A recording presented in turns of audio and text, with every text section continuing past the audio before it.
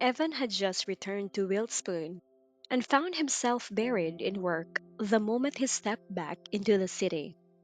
So busy was he that he hadn't even managed to visit his grandmother.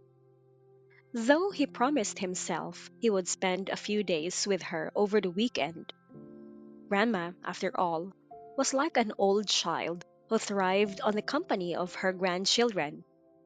Whenever they visited, it was as much a joy for her as it was for them, even if she often ended up playfully turning the tables on them. While Evan was still adjusting to the rhythm of his return, his elder brother Zachary contacted him with the unexpected news. Serenity, his sister in law, had extended an invitation for dinner at the Wilspon Hotel that very evening. Though the request seemed simple enough, Evan could not hide his surprise. Serenity had never once taken the initiative to invite him to a private dinner. The thought left him unsettled. His instincts nagged at him, warning that something unusual was about to unfold. Agreeing to attend, he told himself it would be rude to refuse his brother and sister in law, yet his heart remained heavy with unease. He wondered if he had unknowingly offended Serenity in some way. The thought that she might use the dinner as an opportunity to confront him sent him spiraling into self doubt. He even worried about how he would apologize should the evening take such a turn.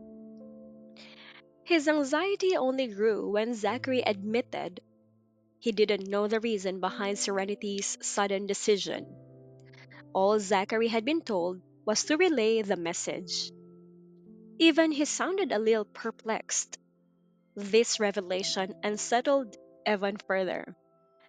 If his elder brother, usually privy to Serenity's every thought, was left in the dark, what could this possibly mean? Still, a promise was a promise. Evan resolved to leave work at 5:30 and arrive at the hotel around the same time as Zachary. But a sense of foreboding refused to leave him. It felt as though he were stepping into a situation he had no control over, a storm waiting quietly at the horizon. In his confusion, he reached out to his cousin Ilian, hoping to gain some clarity.